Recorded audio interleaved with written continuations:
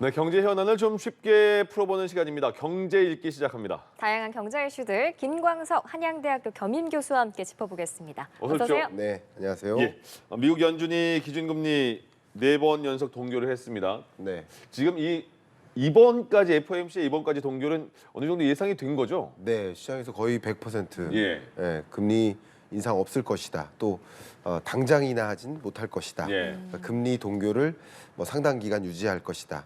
그러니까 원래 통화 정책 기조를 전환할 때 금리 인상을 막 하다가 또 그 다음번에 다시 금리 인하를 막 하진 않거든요. 예. 우리나라 같은 경우도 2023년 1월에 마지막 금리 인상을 하고 예. 계속 동결을 해왔지 않습니까? 그런 것처럼 뭐 한동안 동결 기조를 유지할 것이다 이렇게 보시는 것이 좋겠습니다. 예. 네, 지금 이번 FOMC에서 가장 주목할 부분이 성명서에서 긴축 편향을 시사하는 문구가 빠졌다는 거거든요. 맞습니다. 그러면 뭐 금리 인하까지는 아니더라도 금리 인상은 이제 끝났다 이렇게 볼 수 있는 건가요? 아, 네.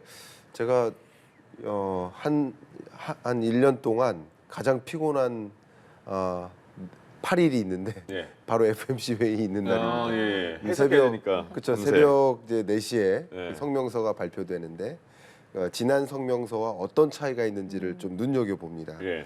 그 중에 긴축 평양이라는 그 단어가 빠졌다. 이 얘기는 이제 금리 인상 자체는 끝난 거다. 금리 인하할 일만 남았다라는 것을 더 확정적으로 이야기하는 그런 메시지가 아닐까.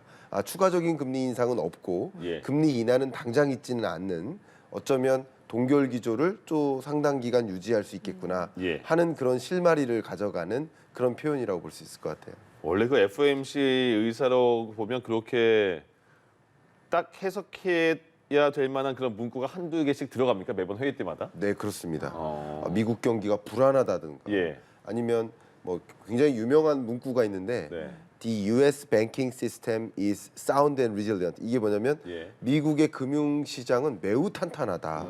그래서 뭐 실리콘밸리 뱅크 사태 있을 때부터 예, 예. 그때부터 그 문구가 계속 들어갔었어요. 어. 근데 이번에 그 문구를 뺐다는 얘기는 고려할 필요도 없다 이거예요. 미국 경제가 매우나 견고하기 때문에 금융 불안 아예 걱정하지 말라. 어필할 필요도 없다. 네, 걱정될 것 같으니까 굉장히 강하다, 회복력이 있다 이런 문구를 했지만 예. 그런 문구마저 아예 빼버렸습니다. 그렇군요. 금융 불안 여부에 대한 문단 자체가 완전히 빠졌습니다. 그 부분 굉장히 재밌죠. 그렇군요. 파월 의장은 지금 분위기가 그래도 굉장히 그 인플레이션은 좀 많이 나아진 것 같지만 네, 그래도 파월 그 이게 성향인지 아닌지 모르겠는데 굉장히 신중한 태도를 보이고 있는 거죠. 네. 예. 그 당연하다고 생각합니다. 그러니까 우리가 입장을 바꿔놓고 내가 연준 의장이다, 그러게. 전 내가 세계가 보고 있어요. 한국은행의 총재다라고 했을 때. 예. 이 중앙은행의 역할이 뭡니까? 첫 번째가 물가 안정이거든요. 그러니까 물가 안정 기구 이렇게 불러도 돼요. 네. 그러니까 물가 안정을 시키라고 만들어 놓은 기구라고 생각하시면 됩니다. 그러니까 물가 안정을 만들어야 되는데 물가 안정에 대한 확신이 들지 않을 때, 물론 시장에서는 금리 인하를 그토록 원하니까 예. 금리 인하를 원하는 것은 물가 안정을 걱정한 게 아니에요. 주가를 좀 상승시켰으면 좋겠다. 내 집값을 좀 올렸으면 좋겠다. 너무나 높은 금리가 부담이 된다. 이런 입장인 거지. 예. 제롬 파월 연준 의장의 입장은 당연히 물가 안정이 목표니까 물가 안정 확실히 자신감 가질지를 보는데 이번에 제 생각에는 1월 FOMC 회의에 네.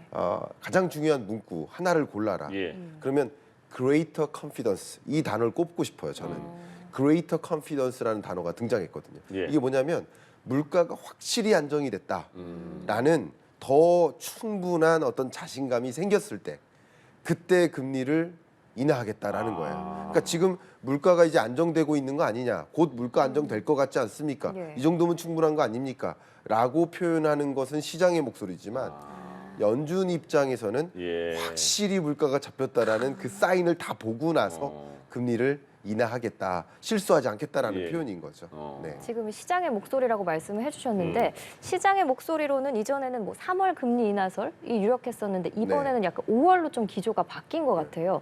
그러면 그에 따라서 한국은행도 네. 기조를 맞춰서 7월쯤에는 금리를 내리지 않을까 하는 기대감도 있는데 어떻게 네, 전망하세요? 지금 좋은 표현 해주셨는데 금리 인하 여부가 어쩌면 이 주가에 영향을 미친다기보다는 네. 더 중요한 것은 금리 인하에 대한 기대감이 예. 주가에 영향을 미친다. 아직 금리 인하 한 적 없잖아요. 예. 그렇죠. 근데 금리 인하에 대한 기대감으로 지난 23년 말 11월, 12월 소위 산타랠리를 나타냈었고요. 네네. 금리 인하의 기대감이 그래도 3월에 할 거야라고 믿었다가 이번 FOMC 결과를 보고 나서 아 내가 김치국 마셨구나 하면서 금리 인하에 대한 기대감이 무너지는 거예요. 아. 그때 주가가 나스닥이 떨어지는 거죠. 예. 그런 거라고 볼 수 있겠고요. 어쨌든 금리 인하에 대한 기대감이 무너지는 과정, 당장 금리 인하하지 않겠구나라는 생각은 우리 한국은행 입장에서도 금리를 당장 인하할 만한 여건은 아니겠구나.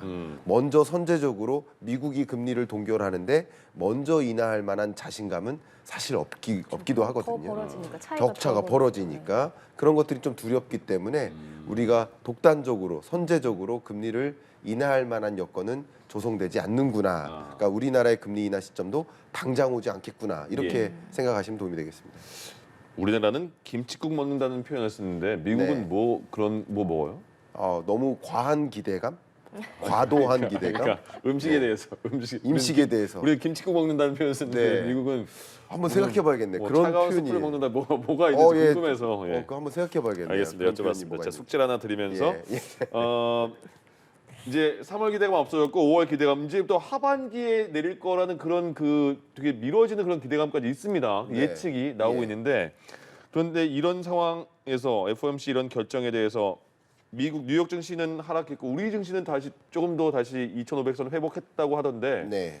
이 반응은 어떻게 저희가 분석해야 되는 거예요? 자, 일단 주가에 영향을 미치는 변수는 굉장히 많겠죠. 네, 한두 가지가 아닙니다. 그렇죠. 근데 이 주가에 영향을 미치는 지대한 영향을 미치는 변수가 있을 겁니다. 그게 역시 금리 인상 혹은 인하에 대한 기대감일 텐데 금리 인하에 대한 기대감만 본다면 다른 여건이 작용하지 않았을 때 예. 금리 인하 기대감만 놓고 이 주가에 영향을 미치는 요소만 생각해 본다면 분명 하방 압력인 거 맞아요. 근데 그 하방 압력보다 예. 더 강한 상방 압력이 있었다라고 해석을 하시면 좋겠죠. 네. 근데 그 강한 상방 압력이 그동안 우리나라 내부적으로 코리아 디스카운트 문제를 제기하고 특히 기업 밸류를 좀 올리겠다라는 그 프로그램을 도입하겠다는 계획이 있습니다. 예. 그래서 기업 가치를 개선하겠다라는 방향성이고 그런 것을 뭐 다트나 이런 데 더 정확하게 공지하겠다. 그러니까 많은 특히 이제 PBR이라고 하는데요. 예.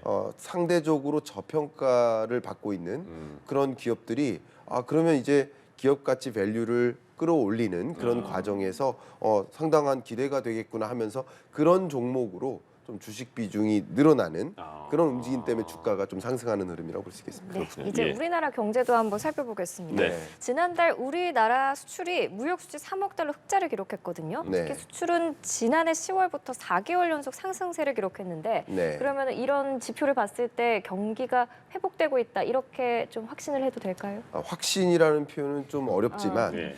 그래도 최악은 지나고 있는 거다라고 해석을 할 수 있게 도와주는 겁니다. 예. 근데 특히 수출을 말씀하셨는데 우리나라 수출 전체 규모가 100이라고 한다면 예. 반도체가 대략 얼마나 차지할까요? 대략 50 이상. 50까지는 아니고요. 한 20% 정도 20. 차지합니다. 그러니까 거의 막대한 비중을 차지하고 있는 게 반도체 하나입니다. 예. 그러니까 200~300여 개의 품목들이 있는데 반도체 혼자서 20% 정도를 그렇죠. 차지한다. 이건 어마어마한 예, 비중입니다. 예. 그다음 좀 우리가 생각해 볼 만한 주요 품목 중에 뭐 디스플레이라든가 자동차, 자동차 부품 이런 품목들이 있는데 이런 품목들은 10%가 채 안 됩니다. 그만큼 반도체는 절대적으로 우리나라 수출에 많은 비중을 차지하는 품목인데 예. 어쨌든 반도체 경기가 2023년 1분기, 2분기가 거의 바닥을 지나고 있어요. 재고가 쌓입니다. 재고가 쌓이니까 또 어떤 일이 일어날까요? 가격이 떨어져요. 네네. 가격이 떨어지니까 반도체 수출이 또 악화됩니다. 수요가 없으니까. 근데 23년 1, 2분기를 지나면서 반도체 경기가 다소 회복되고 있어요. 그리고 재고도 많이 줄어들고 있고요. 예. 가격도 올라가고 있어요. 근데 또 2024년에 굉장히 중요한 경제 트렌드로서 용어를 꼽는다면 바로 AI 반도체. 그렇죠. 그럼 AI 반도체 영역에 신규 투자를 많이 늘립니다. 많은 예. 기업들이. 그러니까 예. 우리 기업의 수요처죠. 근데 AI 반도체를 가지고 AI 서비스를 제공하는 것인데 그럼 AI 반도체를 갖기 위해서 또 중요한 게 좀 어려운 표현이지만 HBM이라고 합니다. 고대역폭 메모리라고 볼 수 있겠습니다.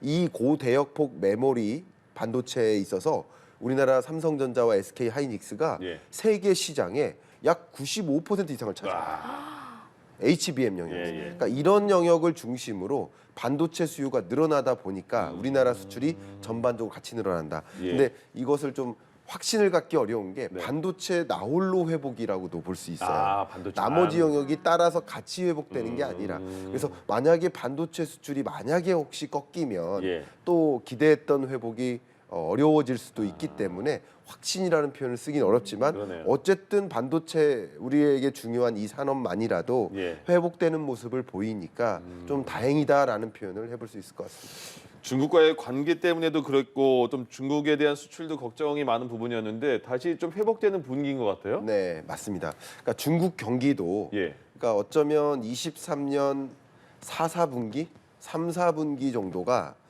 가장 극저점이다라고 좀 해석해 볼 수 있을 것 같아요. 힘들었죠. 예. 물론 중국 경제를 놓고 봤을 때 2023년 성장률이 5%대, 또 24년 올해 성장률이 4%대, 성장률이 둔화되는 건 맞아요. 예. 그러나 4%대는 전년 중국의 GDP보다 어쨌든 4%가량 증가하는 거거든요. 그렇죠. 그러니까 GDP 규모가 증가하는 만큼 우리나라의 대중국 수출은 늘어날 수 있는 여지가 있습니다. 물론 상대적으로 어렵겠지만 예. 성장률이 올라갈 때보다 그런 면에서 중국 경기가 거의 최악의 상황을 지나고 그리고 물론 불안한 요소들은 있지만 여전히 어렵지만 최악의 상황은 지나면서 어려운 여전히 어렵지만 최악의 상황은 예. 지난 그런 흐름이라고 좀 볼 수 있겠고 중국 경기의 또 가장 대표적인 게 코로나19의 직격탄을 받았는데 네. 리오프닝의 효과가 드디어 나타나고 있어요. 그러니까 우리나라의 그것에 따른 대중국 수출도 좀 어느 정도 회복되는 그런 양상이라고 해석해 볼 수 있겠습니다. 예, 알겠습니다. 예. 오늘도 다양한 경제 이슈들 김광석 한양대학교 겸임 교수와 함께 짚어봤습니다. 고맙습니다. 고맙습니다. 네, 감사합니다.